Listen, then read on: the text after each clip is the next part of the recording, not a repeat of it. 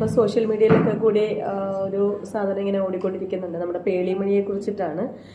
പേളിമണി ഒരു 5K ആൾക്കാർ അത് അൺഫോളോ ചെയ്തിട്ടുണ്ടായിരുന്നു. അതിനെക്കുറിച്ച് എന്തെങ്കിലും ഒരു 2 വാക്ക് പറയാമോ? അപ്പൊ താങ്കൾ സോഷ്യൽ മീഡിയ യൂസ് ചെയ്യുന്ന ആളല്ലേ? പേളിമണി പറഞ്ഞത് ജീവനിൽ കൊതിയുള്ളവർ സമരത്തിന് മുന്നിലാതെ സ്വന്തം വീട്ടിലേക്ക് മടങ്ങും. ജീവനേക്കാൾ വലുതല്ല ഒരു സമരവും. ഇത് നമ്മൾ നെഗറ്റീവായിട്ട് എടുത്ത് നമ്മൾ വേറെ തിരിച്ച് ഓപ്പോസിറ്റ് ചിന്തിച്ചു നോക്കേ. അവരാ പറഞ്ഞ വാക്ക് ആ ഒരു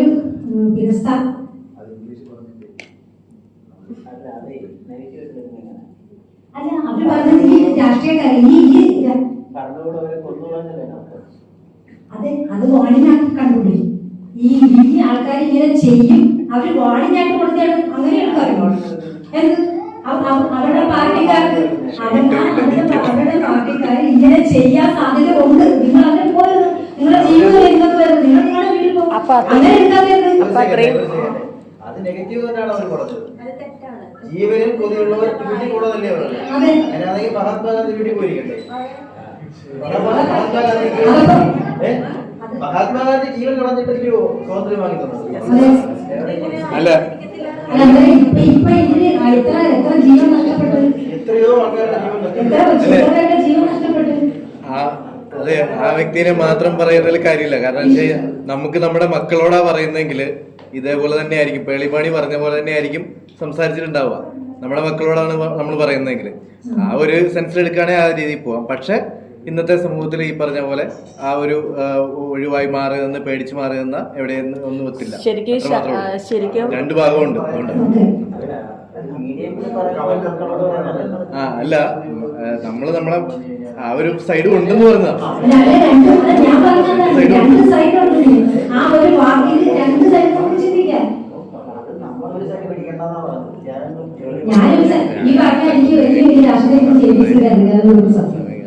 ഒരു വാക്കിൽ ഇങ്ങനെ ഒരു അർത്ഥം ഉണ്ട് എന്നുള്ളതിലാണ് ഞാൻ പറഞ്ഞത്. അല്ലല്ല, ഒരിക്കലും ഞാൻ സൈഡെന്നല്ല പറഞ്ഞത്. അവര് പറഞ്ഞിപ്പോ സമരത്തിന് ഞങ്ങൾക്ക് പോലെ അങ്ങോട്ട് പോകേണ്ട അവർ ചിലപ്പോൾ വെറുതെ ഇതിന് ആവശ്യമില്ലാത്ത വിഷയത്തിലൊക്കെ ചെന്ന് പിടപെടുന്നത്. ആ പറഞ്ഞത് കറക്റ്റാണ്. അങ്ങനെ പറയാം. എന്നാലും ഞാൻ പറഞ്ഞത് അതാണ് സൈഡ് പറഞ്ഞതല്ല പറയുന്നത്.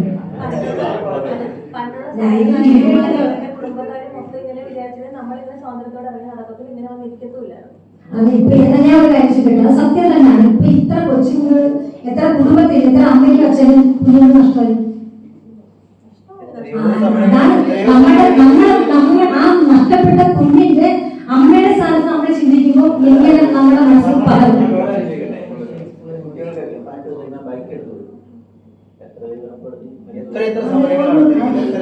അപ്പൊ താങ്കൾ പേളിമണിയെ സപ്പോർട്ട് ചെയ്യുവാണോ? പേളിയെ സപ്പോർട്ട് ചെയ്ത് പറയുകയല്ലേ, പറഞ്ഞ മനസ്സിലായില്ലേ? സപ്പോർട്ട് ചെയ്ത് പറയുകയല്ലേ. ഞാൻ പറഞ്ഞത് ഇങ്ങനെ ഒരു അർത്ഥം അതിനകത്ത് എടുത്തൂടെ എന്നുള്ള കാര്യത്തിൽ ഞാൻ പറഞ്ഞത്. അതിനെയാണ് സപ്പോർട്ടിങ് എന്നുള്ള സമാധാനമായല്ലേ. എനിക്ക് തോന്നി ഞാൻ പറഞ്ഞു. ഇപ്പൊ പേളിമണി ഇന്ന് വരെ ആ ഒരു വിഷയം വന്നിട്ട് ഞാനൊരു ബ്ലോഗറാണ്. ശരിക്ക് റിയാക്ഷൻ ഇവിടെ ചെയ്യുന്ന ഒരാൾ തന്നെയാണ് ഞാൻ. പക്ഷെ ഈ ഒരു കണ്ടന്റ് ഞാൻ എടുത്തിട്ടില്ല, ഞാൻ സപ്പോർട്ട് ചെയ്തിട്ടില്ല, നെഗറ്റീവ് പറഞ്ഞിട്ടില്ല. ഇപ്പൊ നിങ്ങൾ ചോദിച്ചത് കൊണ്ട് ഞാൻ എന്റെ ആ ഒരു ഇത് ഞാൻ പറഞ്ഞതേ ഉള്ളൂ. അതായത് ആരുടെ സപ്പോർട്ടല്ല.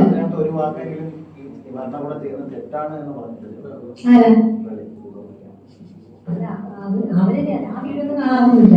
അല്ലെ ആ ഒരു വാക്ക് ഈ ഒരു പരീക്ഷ ആ ഒരു പാട് അവരെഴുതി ചേർപ്പിച്ച ആ ഒരു വാക്ക് ജീവനല്ലേ വലുത് എന്നാൽ ആ ഒരു അതിന് നമ്മളങ്ങനെ ചിന്തിച്ച് പറഞ്ഞ 2 വർഷങ്ങൾ അതിലുണ്ട് എന്നുള്ളതേ ഞാൻ പറഞ്ഞു. അല്ലാതെ പേളിമണിയെ സപ്പോർട്ട് ചെയ്തല്ല ഞാൻ പറയുന്നത്.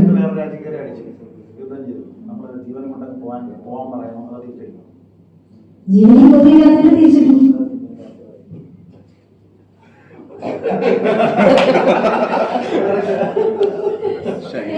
ഞാൻ ചോദിക്കട്ടെ, ഇപ്പൊ ഈ യുദ്ധത്തില് പിന്നെ എല്ലാരും പോകുന്നുണ്ടോ? എല്ലാരും പോകുന്നില്ലല്ലേ? അത് കുറച്ച് ആൾക്കാരൊക്കെ പോകുന്നുണ്ട്. അപ്പൊ ബാക്കിയുള്ളവർക്ക് അവരുടെ ജീവനിൽ കൊതിയുണ്ടായിട്ടല്ലേ? അതാ അങ്ങനെയുള്ളവർ എടുത്താൽ മതി. അത്രയുണ്ട്.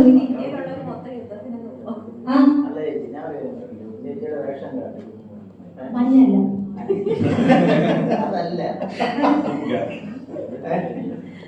ഒരാളുടെ പേര്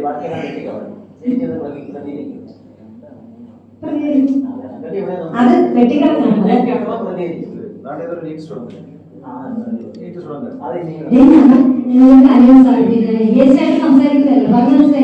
ഇപ്പൊ ആ പോയ കൊച്ചുങ്ങളുടെ മാതാപിതാക്കളുടെ അവസ്ഥ നിന്നുകൊണ്ടാണ് ഞാനിത് പറഞ്ഞത്. ആൾക്ക് എന്ത് പറയണ്ട മയക്കൊന്നും കൊല്ലല്ലേ അതായത് ഇപ്പൊ നീറ്റ് എഴുതിയ ഒരു വ്യക്തി, ഒരു നീറ്റ് ആസ്പിറന്റ് എന്നുള്ള രീതിയിൽ ഞാൻ പറയാം, ഒരു കുട്ടിയുടെ സ്വപ്നവും പ്രതീക്ഷയോ കുട്ടിയുടെ മാത്രമല്ല ഒരു കുടുംബത്തിന്റെ മൊത്തം. അതായത് ഇപ്പം ഓരോ വീട്ടിൽ ഓരോ സാഹചര്യമായിരിക്കും. ഇപ്പൊ ഒരാൾക്ക് പ്രൈവറ്റ് ആയിട്ട് ഇപ്പം ഒരു വീട്ടിലെ കുട്ടിയുടെ സാഹചര്യത്തിൽ പുറത്തേക്ക് പഠിപ്പിക്കാൻ പറ്റാത്തവരാണ് മിക്കവരും ഈ നീറ്റ് ഗവൺമെന്റ് സീറ്റ് കിട്ടണമെന്നുള്ള രീതിയിൽ പോകുന്നത്.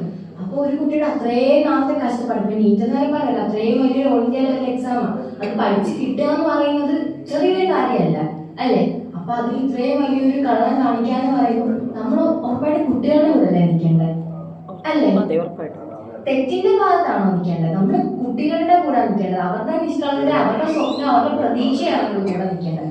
അതിപ്പോ ശരിയാണ്, നമ്മുടെ കുട്ടികളുടെ ജീവനായിരിക്കും നമുക്ക് വലുത്, പക്ഷെ എങ്കിലും അവരുടെ സ്വപ്നത്തിന്റെ കൂടെ നമ്മൾ നിൽക്കണം. ജീവൻ കിട്ടണമെന്ന് പറഞ്ഞാൽ എത്രയോ പിള്ളേരുടെ പ്രതീക്ഷ നശിക്കുന്നത് അതിലല്ലല്ലോ കൂടുതൽ. പ്രത്യേകിച്ച് പേളിമാണി എന്ന് പറയുന്നത് അത്രയും ഇൻഫ്ലുവൻസർ ആയിട്ടുള്ള ഇൻഫ്ലുവൻസർ. ഇപ്പൊ ഞാനടക്കമുള്ള കുട്ടികളായാലും മുതിർന്നവരായാലും അവർ വീഡിയോക്ക് വെയിറ്റ് ചെയ്ത് വരെ ഇരിക്കുന്ന ഒരു സിറ്റുവേഷൻ ഉണ്ട്.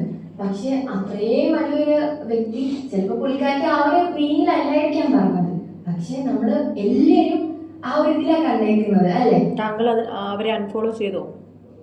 ഞാൻ അൺസബ്സ്ക്രൈബ് ചെയ്തു. കാരണം ഒരു കുട്ടി എന്നുള്ള നിലയിലും അത്രയും കഷ്ടപ്പെട്ടിട്ടുണ്ടെന്നുള്ള രീതിയിലാണ് ഞാൻ പറയുന്നത്, മനസ്സിലായോ? അപ്പം എന്താ പറയുന്നത്, അത്രയും വലിയൊരു ഇതിൽ പറയേണ്ട കാര്യമില്ലായിരുന്നു. കുട്ടികളെ സപ്പോർട്ട് ചെയ്ത് നമ്മൾ നിൽക്കേണ്ടത് അല്ലേ? എനിക്കത് എന്റെ അഭിപ്രായം ഞാൻ പറഞ്ഞത്. അവർക്ക് 2 പെൺകുട്ടികളുള്ളതല്ലേ, അവർക്ക് നാളെ സമയത്ത് ആ ഒരു സിറ്റുവേഷൻ അവർക്ക് വന്നുകൊണ്ടാകേണ്ടതുണ്ട്.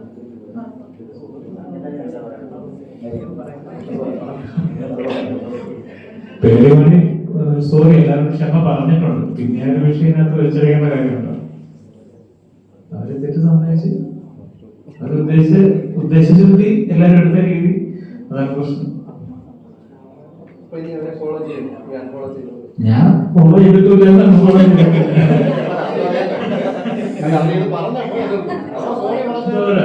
വിഷയോടെ കഴിഞ്ഞു അതെങ്കിലും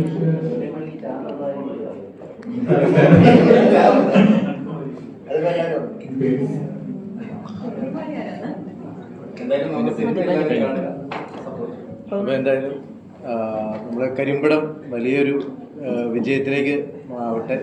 അതുപോലെ തന്നെ നിങ്ങളെല്ലാവർക്കും നിങ്ങളെല്ലാവരുടെയും കരിയറിൽ ഒരു വലിയൊരു വിജയമായി മാറട്ടെ കരിമ്പടം. അതിൻ്റെ എല്ലാവിധ ആശംസകളായിരുന്നു. അപ്പം 7-ാം തീയതി ഞങ്ങളും ഉണ്ടാവും ഈ മൂവി കാണാൻ. അപ്പം ഞങ്ങളുടെ അഭിപ്രായം ഞങ്ങൾ അന്നേരം പറയും. എല്ലാവരും കാണണം, ജെനുവിനായിട്ടുള്ള അഭിപ്രായം അത് പറയണം. ഫസ്റ്റ് മൂവിയാണ് നമ്മൾ. താങ്കളെ കുറെ നാളുകളായി സോഷ്യൽ മീഡിയയിലൊക്കെ കണ്ടുകൊണ്ടിരിക്കുന്ന ഒരു മുഖമാണ്. സജന എന്നല്ലേ പേര്? സജീന. ഓക്കെ. കുറെ നാളുകളായി സോഷ്യൽ മീഡിയയിൽ കാണാറുണ്ടായിരുന്നു. ഒരു സഫിയ ബീബിയുമായിട്ടുള്ള ഒരു ഇഷ്യൂസിൽ ഞാൻ ഇങ്ങനെ കേട്ടിരുന്നു. താങ്കൾ രേണുസുധീനെ വിറ്റാണ് ജീവിക്കുന്നത് എന്നൊരു സ്റ്റേറ്റ്മെന്റ് ഞാൻ കേട്ടിരുന്നു. ഇതിന് എത്രത്തോളം സത്യമുണ്ട് അതിനകത്ത്?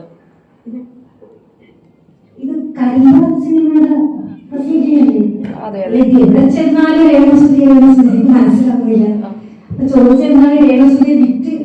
താങ്കൾ ജീവിക്കുന്നു എന്നുള്ള ഒരു സാധനം. രേണുസുധിക്ക് ആകെ 34 കിലോ വെയിറ്റ്. 2 വർഷത്തോളമായിട്ട് ഈ സോഷ്യൽ മീഡിയ ഇവിടെ വിൽക്കുക. ഒരു 10 ഗ്രാം കൊടുക്കേണ്ട ഒരാൾക്ക് അങ്ങനെ കൊടുത്തെങ്കിൽ തന്നെ ഇപ്പൊ തീരണ്ടേ?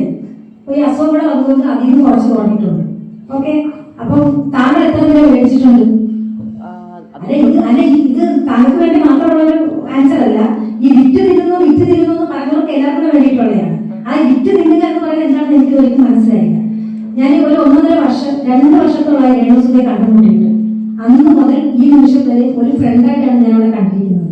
അപ്പൊ അവർക്കെതിരെ വരുന്ന അലിഗേഷൻസ്, അതായത് ആ പറയുന്നത് സത്യമല്ല എന്നെനിക്ക് പൂർണ്ണ ബോധമുള്ളത് മാത്രമാണ് ഞാൻ അത് റിയാക്ട് ചെയ്യുന്നത്. മനസ്സിലായ? അത് വിറ്റ് നിന്നെന്ന് പറയുകയാണെങ്കിൽ അങ്ങനെ ആയിക്കോട്ടെ, എനിക്കതിന് യാതൊരു വിഷയമില്ല. ഞങ്ങൾ പറയുന്നതല്ല, സോഷ്യൽ മീഡിയ കൂടി. അതെ, സോഷ്യൽ മീഡിയക്കാർക്ക് തന്നെയാണ് ഞാൻ പറയുന്നത്. അങ്ങനെ പറയുന്നത് അങ്ങനെ പറഞ്ഞുകൊണ്ടിരിക്കും. എനിക്ക് എന്താണ് ശരി എന്ന് തോന്നുന്നത് ഞാൻ ഇനിയും ചെയ്തുകൊണ്ടിരിക്കും. അതിന് ആരൊക്കെ എന്തൊക്കെ പറഞ്ഞാൽ. ഈ സഫിയ ബീബിയുമായിട്ട് പേഴ്സണലി എന്തെങ്കിലും താങ്കൾ ഉദ്ദേശിക്കുന്നത് ഷെഫീന ബീബിയാണ്? എന്തിനാണ് നമ്മൾ വെറുതെ അവിടെ കൂടെ ഹൈപ്പൊക്കെ ഉണ്ടാക്കി കൊടുക്കുന്നത്? അല്ലെങ്കിൽ തന്നെ നല്ല ഹൈപ്പിൽ എത്തിക്കൊണ്ടിരിക്കുന്നത്. എന്നെ ഏറെ പറഞ്ഞുകൊണ്ടിരിക്കുന്ന ഒരു വ്യക്തിയാണത്. ഞാൻ 2-3 വീഡിയോ അവർക്ക് എഗെയിൻസ്റ്റ് ആയിട്ട് ചെയ്തിട്ടുണ്ട്. അതിന് എനിക്ക് ശരിക്കും അവരെ ഇന്ന് കിട്ടുകയും ചെയ്തിട്ടുണ്ട്. ഒരു സ്ത്രീയെ ഏത് രീതിയിൽ എങ്ങനെ ഒക്കെ അധിക്ഷേപിക്കാമോ അതിന്റെ അങ്ങേയറ്റം മാക്സിമം കൊണ്ടുപോയി കീഴ് മുറിക്കുന്ന ഒരു വ്യക്തിയാണ്. അപ്പൊ അവരെ കുറിച്ച് എനിക്ക് പ്രത്യേകിച്ചൊന്നും പറയാനില്ല. ഇപ്പൊ സോഷ്യൽ മീഡിയ നിങ്ങൾ തന്നെ കണ്ടു കാണുമല്ലോ, മഞ്ജു പിള്ളയുടെ മോളുടെ ഒരു കാര്യത്തെ കുറിച്ച് വന്നിരിക്കുന്ന ഏറ്. ഇപ്പൊ നിങ്ങൾ ഈ ചോദ്യം ചോദിച്ചത് എന്നെ ഏറ് കാട്ടാൻ എനിക്ക് നല്ലോണം അറിയാം. അപ്പം എത്രത്തോളം പോകുന്നു പോകട്ടെ, എനിക്ക് വിഷയമില്ല. കാരണം ഞാൻ സത്യസന്ധമായിട്ടുള്ള കാര്യങ്ങൾ തന്നെയാണ് പറയുന്നത്. താങ്കൾ പറഞ്ഞല്ലോ മഞ്ജു ചേച്ചിയുടെ മകളുടെ ഒരു കാര്യം പറഞ്ഞ അതിൽ ശരിക്കും അതിനെ നിങ്ങൾ എങ്ങനെ നോക്കി കാണുന്നുണ്ട് ആ ഒരു സ്റ്റേറ്റ്മെന്റിനെ? ഞാനൊരു കാര്യം പറയട്ടെ, ആ കുട്ടി ആ ഡ്രസ്സ് യൂസ് ചെയ്തിട്ട് റോഡിലാണോ നടന്നു പോയത്, അല്ലെങ്കിൽ ഏതെങ്കിലും പൊതുസ്ഥലത്താണോ വന്ന് നിന്നത്? അവളുടെ പാഷനാണ്. ആ ഫാഷൻ ഷോയിൽ ആ ഒരു സ്റ്റുഡിയോയിൽ ചെയ്ത ഒരു ഫോട്ടോഷൂട്ടാണ്. മാത്രമല്ല അതൊരു 3 വർഷത്തിന് മുന്നേ ഉള്ളതുമാണ്. മനസ്സിലായ? അപ്പൊ നമ്മൾ ഓരോ പ്രൊഫഷൻ ഏറ്റെടുക്കുന്നത്. ഇപ്പൊ ഞാനൊരു ആർട്ടിസ്റ്റാണ്. അപ്പൊ എനിക്ക് തരുന്ന ക്യാരക്ടറിന് എനിക്ക് പറ്റിയ കോസ്റ്റ്യൂം തരുമ്പോൾ അതെനിക്ക് പറ്റില്ല എന്ന് പറയുകയാണെങ്കിൽ ഡയറക്ടർ എന്ന് പറയും വീട്ടിൽ പോയിരിക്കാൻ പറയും. അപ്പൊ നമ്മൾ തിരഞ്ഞെടുക്കുന്ന പ്രൊഫഷൻ എന്താണോ അതിനനുസരിച്ചുള്ള കോസ്റ്റ്യൂം ധരിക്കുന്നതിന് എനിക്ക് ഒരു തെറ്റും തോന്നുന്നില്ല. അപ്പൊ ഈ കുട്ടി പുറത്താണ്, അതായത് ഈ കോസ്റ്റ്യൂം ധരിച്ച് നമ്മുടെ സമൂഹത്തിലാണ് ഇറങ്ങി വന്നതെങ്കിൽ തെറ്റ് തന്നെയാണ്. പക്ഷെ അവരുടെ പാഷൻ ഇല്ലായിരുന്നത്. അത് ഇത്രത്തോളം അത് പറയുന്ന ആവശ്യമില്ലായിരുന്നു എന്ന് തന്നെ ഞാൻ കറക്റ്റ് ആയിട്ട് പറയും. ഈ ഒരു സിനിമയിലൂടെ താങ്കൾ എങ്ങനെയാണ് എത്തിപ്പെട്ടത്? ഇത് സത്യം പറഞ്ഞാൽ ഭയങ്കര വിചാരമായിട്ട് ഇത് 3 വർഷമായി ഈ സിനിമ തുടങ്ങിയിട്ട്. പക്ഷെ ഞാൻ വന്നിട്ട് ഒരു 1.5 വർഷമായി. ഇത് ജോയിൻ ചെയ്തിട്ട് 1.5 വർഷമാണ്. അപ്പം ഞാൻ ഏഷ്യാനെറ്റിൽ കാതോട് കാതോട് എന്നൊരു സീരിയല് അഭിനയിച്ചുകൊണ്ടിരിക്കുകയായിരുന്നു. അപ്പൊ അതിനകത്ത് പ്രൊഡക്ഷൻ കൺട്രോൾ വിളിച്ചു പറഞ്ഞത് നല്ല കോസ്റ്റ്ലി ആയിട്ടുള്ള കോസ്റ്റ്യൂം കൊണ്ടുവരാനാണ്. ഞാൻ കൊണ്ടുപോയതെല്ലാം നല്ല കോസ്റ്റ്ലി സാരിയൊക്കെ ആയിരുന്നു. പക്ഷെ അവിടെ ചെന്നപ്പോഴാണ് അറിയുന്നത് ആ ക്യാരക്ടർ അല്ല, ഒരു മുസ്ലിം കുടുംബത്തിലെ ഒരു യുവതിയാണ് ദേശവും. അപ്പം എന്റെ കൂടെ അഭിനയിക്കാൻ ഷിബിന എന്ന് പറയുന്നൊരു എന്നൊരു ഫ്രണ്ട് ഉണ്ടായിരുന്നു. അപ്പൊ ഷിബിന ഈ സിനിമയിൽ പാർട്ടിസിപ്പേറ്റ് ചെയ്ത് കുറച്ച് അഭിനയിച്ചിരിക്കുന്ന ഒരു വ്യക്തിയാണ്. അപ്പൊ അവരുടെ സാരി ബ്ലൗസ് എനിക്കത് യൂസ് ചെയ്യാൻ തന്നു കഴിഞ്ഞപ്പോൾ അത് കണ്ടിന്യൂറ്റി ഉള്ളത് കൊണ്ട് എനിക്ക് അന്നേരം തിരിച്ചു കൊടുക്കാൻ പറ്റിയില്ല. അപ്പൊ 2-3 ദിവസം കഴിഞ്ഞിട്ട് ഇവിടെ ഇങ്ങനെ പറഞ്ഞു ഞങ്ങൾക്ക് പള്ളിയിൽ വെച്ചാണ് ബാക്കി സിനിമയുടെ ഷൂട്ട്, അപ്പൊ നിനക്ക് പറ്റുമെങ്കിൽ അവിടെ കൊണ്ട് തന്നാൽ മതി എന്ന് പറഞ്ഞു. അങ്ങനെ ഈ സാരിയുമായിട്ട് ഞാൻ ഇവിടെ പോയപ്പോ കാറിനകത്ത് ഇതെല്ലാം ഇരിക്കുന്നുണ്ട്. അനുസരിച്ചുണ്ട്, അമലാസുണ്ട്, അനീഷുണ്ട്, ഒത്തിരി പേരുണ്ടായിരുന്ന കാറിനകത്ത്. അപ്പൊ ഈ കോസ്റ്റ്യൂം കൊണ്ട് കൊടുത്തിട്ട് ഇവർക്ക് ഇതൊക്കെ ഡയറക്ടറാണെന്ന് പറഞ്ഞ് പരിചയപ്പെടുത്തി. അപ്പൊ ഞാൻ വെറുതെ ഞാൻ ചോദിച്ചു, കാരണം ഞങ്ങളൊക്കെ അഭിനയിക്കുന്നതൊക്കെയാണ്, ഞങ്ങളോടൊക്കെ ഒരു ചാൻസ് തരണേ. ആ ഒരൊറ്റ വാക്കിലാണ് ഇന്ന് ഞാനിവിടെ ഇരിക്കുന്നത്. അത് മാത്രമല്ല എന്റെ മോനും ഇതിനകത്ത് നല്ലൊരു വേഷം ചെയ്തിട്ടുണ്ട്. അത് ഒരു ട്വിസ്റ്റ് തന്നെയാണ്. ഇവിടെ എത്തപ്പെടാൻ പറ്റിയ ഒരു ട്വിസ്റ്റാണ് ആ ഷിബിന പറയുന്ന ഒരു കൂട്ടുകാരി. അങ്ങനെയാണ് ഞാൻ ഇതിൽ എത്തപ്പെട്ടത്.